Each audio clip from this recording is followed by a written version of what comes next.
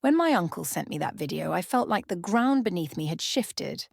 There they were, my parents and my brother Thomas, sitting around our old kitchen table in Phoenix, discussing me as if I were just a burden. The warm Arizona sun streamed through the windows, casting a soft glow that only made the cruel words being spoken feel even more mocking. "Lindsay only helps because she owes us," my mother said, her voice dripping with disdain. "After everything we've done for her, paying the mortgage is the least she can do." My brother Thomas joined in with a smirk. "Yeah, and she acts like she's doing us some huge favor. What a joke." The worst part was my father's quiet nod of agreement. The man who once taught me how to ride a bike and helped me with my math homework now sat there, silently letting them tear me apart. The video was shaky, clearly taken without their knowledge, but their words came through loud and clear. I watched it 3 times, each time leaving me with a strange mix of numbness and clarity. For the past 4 years, I'd been making substantial payments on their mortgage through my LLC, Divine Investments. They thought they were making payments to a bank and never bothered reading the fine print of the agreement my financial advisor had set up. Every month they made their small contribution while I covered the bulk of the payment, all while they complained about my minimal help. My Uncle Jason's message came right after the video. "You needed to see this, Lindsay. I couldn't stay quiet anymore. They've been talking like this for months." I sat at my desk, staring at the spreadsheets detailing every payment I'd made. The numbers didn't lie. Over $200,000 invested in keeping them comfortable in that house. My hands weren't shaking with anger, though. Instead, they were steady as I pulled up the mortgage agreement. A small smile curled at my lips as I remembered the purchase option clause my advisor had insisted on including, just in case. Looking back, I wondered if she had anticipated something like this. The next payment was due in 2 weeks, and for the first time I knew exactly what I needed to do. I picked up my phone and sent a simple message to my uncle. "Thank you for showing me the truth. Don't worry, I won't let them know you sent this, but things are about to change." I had always been the family's safety net, though they never admitted it. 4 years ago, when the housing market in Phoenix collapsed and they were on the verge of losing their home, I stepped in. I was 27, already successful in my career as a software development manager. The irony was that they never approved of my career choice. They wanted me to take over my father's struggling real estate business instead. "Software is no career for a woman," my mother would say, her lips tight with disapproval. "Your brother Thomas is the one with the real business sense." Yet Thomas, with all his business sense, had nearly bankrupted the family company within 2 years of taking over. When they needed help with the mortgage, I consulted my financial advisor, Kate. She suggested a creative solution: create an LLC, buy the house through it, and let them think they were still dealing with a bank. That way, I could protect myself legally while helping them. It seemed like a perfect solution at the time. I could help without confronting their pride. The arrangement worked smoothly. Divine Investments LLC became their mortgage holder, and I supplemented their payments without them ever knowing. They maintained their dignity, and I kept my family stable. My Uncle Jason was the only one who knew the truth, having overheard Kate and me discussing it at a family gathering. "You're too good to them, Lindsay," he had said. "They don't deserve your kindness." I defended them, of course. They're family. They might not understand my choices, but they've always given me a home.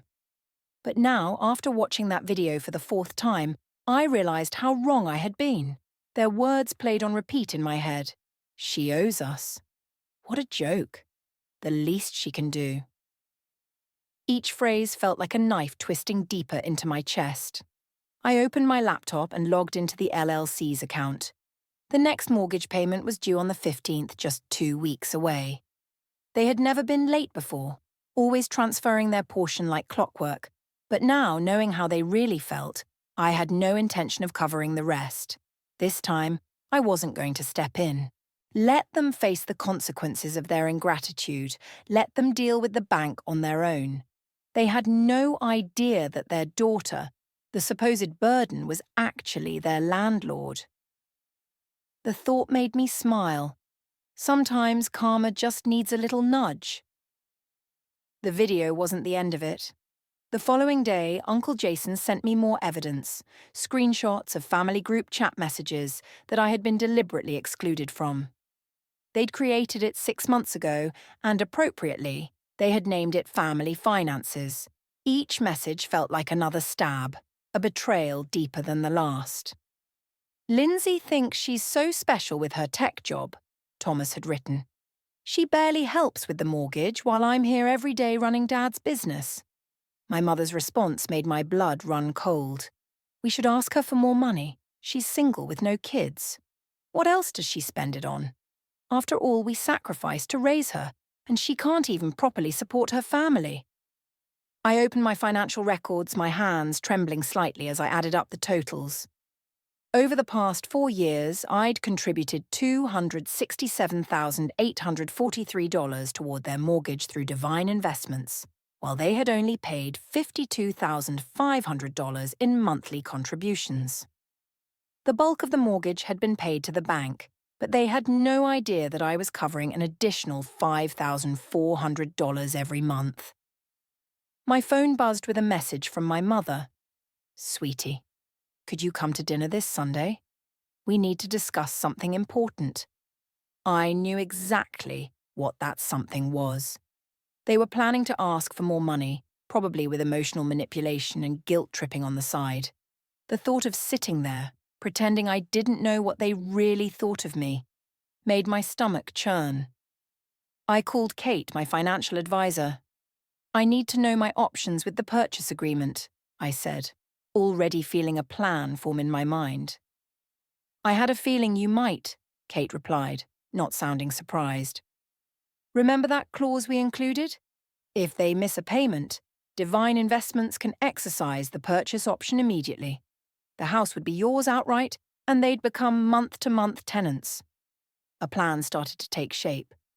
"And if they're late with rent?" I asked. "Standard Arizona eviction laws would apply," Kate answered. "You'd be within your rights to give them notice." She paused. "Lindsay, are you sure you want to go this route?" I thought about the years of condescension, of being the family ATM while they mocked me behind my back. I thought about Thomas running our father's business into the ground while they praised his business sense. I thought about every snide comment about my career, my life choices, and my supposed obligations to them. "Yes," I replied, my voice steady. "I'm sure, but I won't tell them anything yet. Let them think everything is normal for now." I texted my mother back. "Of course I'll come to dinner. Looking forward to it." The heart emoji felt ironic, but necessary. After all, they'd taught me well. Sometimes, the best revenge requires the perfect poker face. The next mortgage payment was due in 13 days, and for the first time since this arrangement began, I wouldn't be there to catch them when they fell. Sunday dinner felt like an exercise in self-control. I arrived at their Phoenix home at exactly 6 p.m. The setting sun painted the desert landscape in shades of orange and purple. The house, my house technically, looked exactly as it had for the past 20 years. The familiar scent of my mother's lasagna filled the air, a calculated choice meant to remind me of happier times. "Lindsay, sweetheart." My mother rushed to hug me, her designer bracelet catching the light. I noticed it was new, probably purchased with money they should have used toward the mortgage payment due in 9 days. Thomas sat at the dining table looking smugger than usual in his pressed business casual attire. "Hey, sis, good of you to make time for your family," he said. I smiled, remembering his message about me barely helping. If only he knew that his entire lifestyle depended on my generosity. "I always have time for family," I replied, the irony thick in my throat. My father emerged from his study, his reading glasses perched on his nose. He was reviewing some papers that I glimpsed were bank statements. The sight nearly made me laugh. They were preparing their pitch carefully. "Before we eat," my mother began, setting down the lasagna, We wanted to talk about something important. She glanced at my father, who nodded encouragingly. Of course, I said, serving myself a portion. What's on your mind? Thomas cleared his throat. Well, as you know, Dad's business has been facing some challenges. The real estate market isn't what it used to be. I took a bite of lasagna, chewing slowly. The business had been struggling ever since Thomas took over, despite the Phoenix market being stronger than ever. We've been thinking, my mother continued, reaching across the table for my hand, about how blessed we are to have such a successful daughter. I watched her carefully, her performance now painfully clear. The gentle touch, the reminder of their sacrifices. It was all too deliberate. My father added, his voice laced with that familiar paternal authority that always made me feel small. The mortgage payment has become quite a burden. And with you doing so well in your computer work? Software development, I corrected automatically, though they'd never bothered to understand the difference. Right, he waved dismissively. Well, we thought perhaps you could help more with the monthly payments. After all, this is your family home too. If they only knew how much of it was already mine. We're only asking for an extra $2,000 a month, my mother added quickly. It's not much considering your salary. I took another bite of lasagna, using the moment to maintain my composure. They wanted $2,000 more when they didn't even know I was already paying over $5,000. The audacity was almost impressive. I'll think about it, I said finally, my voice neutral. Times are a bit uncertain right now. Uncertain? Thomas scoffed. Please, we all know you're doing fine, unlike some of us who are actually working hard to keep this family's legacy alive. I smiled, thinking about the notification the bank would send when they missed their payment next week. You're right, Thomas, I said. Sometimes we all get exactly what we deserve. After dinner, I excused myself to use the bathroom but took a deliberate detour past my father's study. The door was ajar and I could hear my parents and Thomas talking in hushed voices. I paused, my heart pounding, as their words drifted out. She's not going to help, Thomas said bitterly. Did you see how she just sat there, acting all superior with her tech money while our business is struggling? Patience, my father replied. We have another option. Remember those investment documents I found in her cloud storage when she used our Wi-Fi last month? She's been hiding money from us in some company called Divine Investments. My blood ran cold. They'd snooped through my files during my last visit when I'd carelessly used their Wi-Fi without a VPN, and my cloud storage had synced automatically. I looked it up, my father continued. It's a legitimate LLC, and it's doing very well. She's been squirreling away money there instead of helping her family. A snide laugh escaped my mother's voice. We'll give her one more chance to help voluntarily. If not, I'll remind her about that time in college when she took money from your business account for her tuition. She thought we never knew, but we have proof. She'll have to help us then. I had to bite my lip to keep from laughing. The money they were talking about. I'd borrowed it with my father's permission when their check for my tuition bounced. I'd paid it back within a month with interest. I even had emails proving everything. Their attempted blackmail was as pathetic as it was desperate. And if that doesn't work, Thomas added casually, we can always reach out to her HR department, ask some questions about her mental stability, maybe suggest she's been stealing company resources for personal projects. That would get their attention. The casual way they discussed destroying my career sent ice through my veins. These people weren't family. They were parasites wearing family masks. I quietly slipped back to the bathroom, flushed the toilet for show, then returned to the dining room. They all filed in moments later, each of them wearing practiced smiles. Lindsay, dear, my mother said sweetly, have you given any thought to what we discussed about helping more with the mortgage? I met her gaze steadily. Actually, I have. You're right. Family should help family. I'll have an answer for you in about 8 days. The timing wasn't random. Their mortgage payment was due in 8 days, and I knew exactly what would happen when they missed it. Divine Investments would finally reveal its true ownership. 8 days later, Thomas frowned. Why such a specific timeline? I stood up, gathering my purse. Just need to check some things with my financial advisor. You understand, right? Being careful with money is just good business sense. I smiled at Thomas as I echoed their favourite phrase. My mother walked me to the door, pulling me into another carefully orchestrated hug. We knew you'd understand, sweetheart. Family always comes first. Yes, I agreed, thinking of the eviction notice I'd already drafted. Family always gets exactly what they deserve. As I drove home, I called my Uncle Jason. You were right about them, I said when he answered. But don't worry, I'm done playing the silent partner in their little drama. It's time for the final act. The week dragged on slowly, each day stretching endlessly. My family kept up their pressure campaign, sending daily texts about their urgent financial situation. Each message only made me more resolute. I forwarded everything to Kate, my financial advisor, who was helping me prepare for the inevitable confrontation. The paperwork is ready, Kate confirmed during our meeting, 3 days before the payment was due. Once they miss the payment, Divine Investments can exercise its purchase option immediately. I've also prepared the eviction notices just in case. I nodded, reviewing the documents.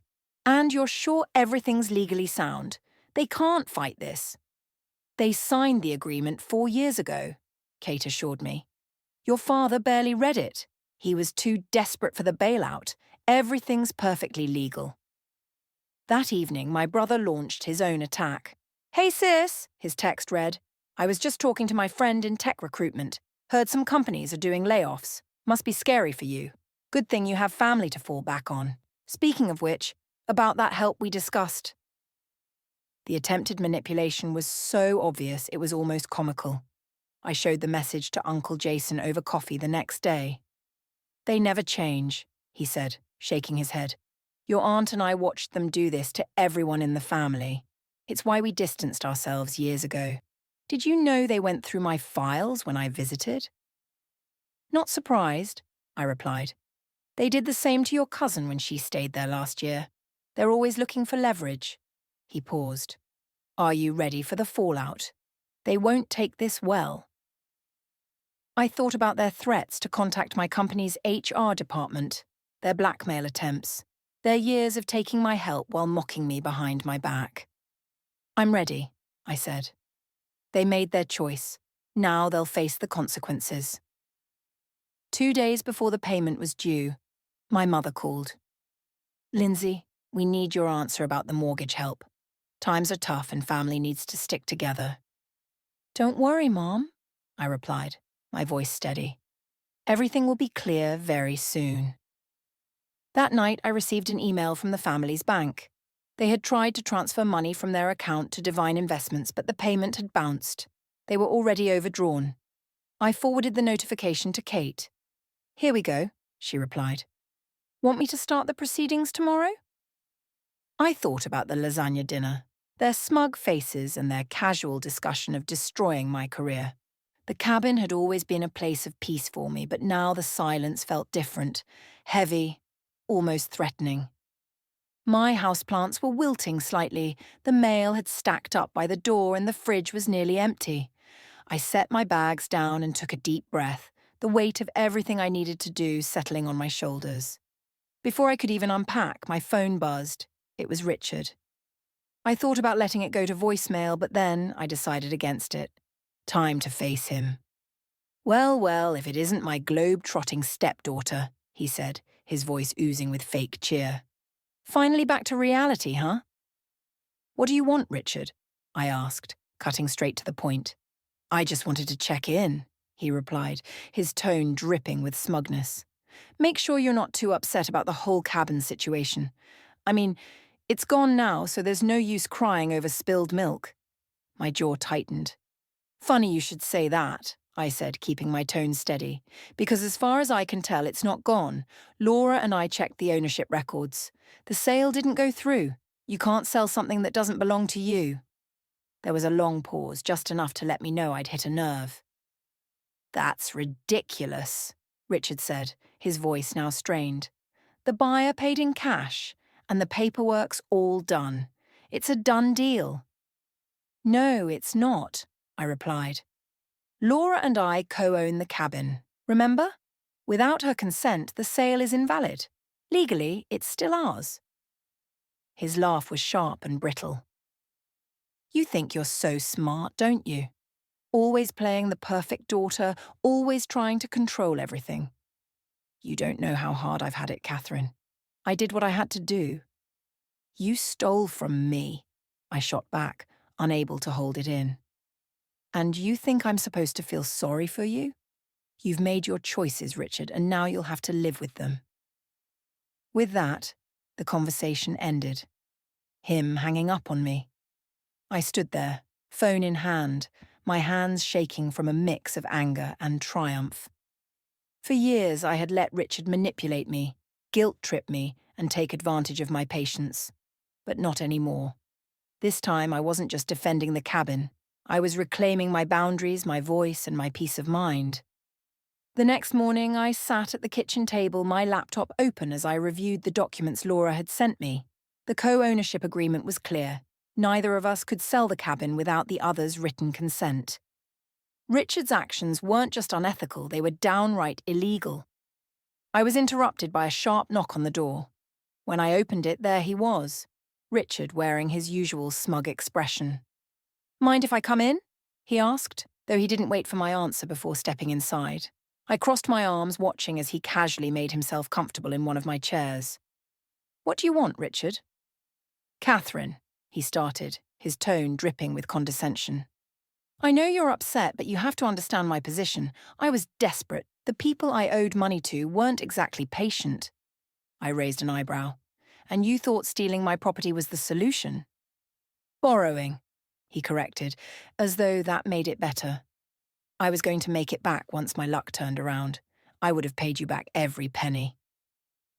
I couldn't help but laugh, a bitter edge to my voice. "Your luck? That's what you're betting on, Richard? You've been gambling away money for as long as I've known you, and it's never worked out."